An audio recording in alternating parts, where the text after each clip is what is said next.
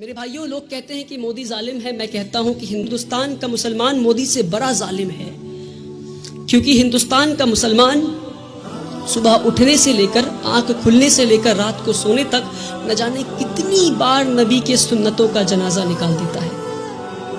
ہمارے نبی اپنے صحاباؤں کے ساتھ ایک بار گزر رہے تھے راستے میں انہیں ایک پتھر دکھا. نبی وہ پتھر کو پکڑتے ہیں اور راستے کے کنارے میں پھینک دیتے ہیں اور کہتے ہیں اپنے صحاباؤں سے کہ اگر تمہیں راستے میں کوئی رکاوٹ دکھے تو تم اسے ہٹا دو تاکہ تمہارے بعد جو آئے اسے پریشانی نہ ہو.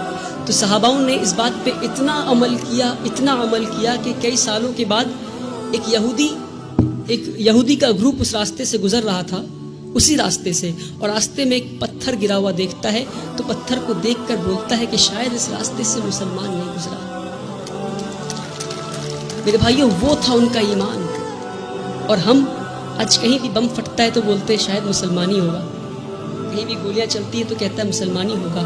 یہ نہیں کہہ رہا ہوں کہ مسلمان ہوگا، اپنے اندر جھانک کر دیکھیں کہیں اللہ کا عذاب تو نہیں آیا ہم پہ، کہیں اللہ تو ناراض نہیں ہم سے. میں بھٹکل کے لوگوں سے نہیں بول رہا، پر بھٹکل کے لوگوں کے ذریعے میں ہندوستان تک یہ بات پہنچانا چاہ رہا ہوں، ہندوستان کے مسلمانوں تک یہ بات پہنچانا چاہ رہا ہوں. ایک بار ہمارے نبی صلی اللہ علیہ وسلم راستے سے گزر رہے تھے، ایک بوڑھی عورت کو دیکھتے ہیں.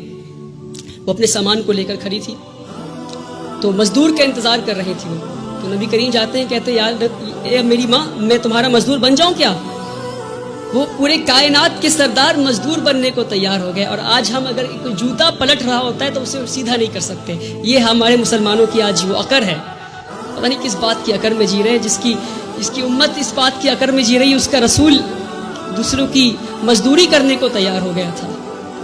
کہتے ہیں اے ماں جی، میں مزدور بن جاؤں تمہارا؟ ماں جی کہتی ٹھیک ہے. وہ بوڑھی عورت کہتی ٹھیک ہے، تو مجھے مکہ کے باہر چھوڑ دو. نبی کریم اس بوڑھی عورت کو مکہ کے باہر چھوڑنے جاتے ہیں. راستے میں بوڑھی عورت کہتی کوئی محمد آیا ہے، کوئی جادوگر ہے، اور گالیاں دینے لگتی محمد صلی اللہ علیہ وسلم کو. نبی کریم پیار سے شانتی سے مسکراتے ہوئے ان کی بات سنتے ہیں، مکہ کے باہر لے جا کر چھوڑ دیتے ہیں. اور جب واپس ہو رہے ہوتے ہیں تو بوڑھی عورت پوچھتی ہے ارے بیٹا، تو نے میری مزدوری کی ہے، مزدوری تو لے جا. کہتے نہیں رہنے دو ماں. تو کہتے اچھا اپنا نام تو بتا جا.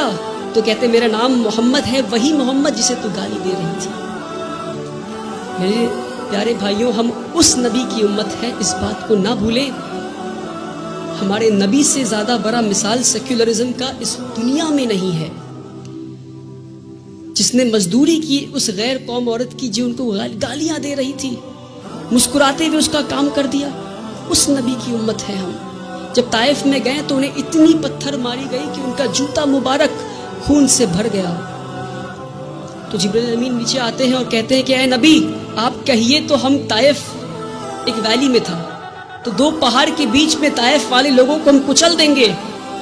ہمارے نبی گھائل حال میں بھی پتھر کھا کے بھی کہتے ہیں میں تو یار رحمت کے لیے آیا ہوں. میرے بھائیوں، ہم اس نبی کی امت ہے، اس بات کو ہم نہ بھولیں.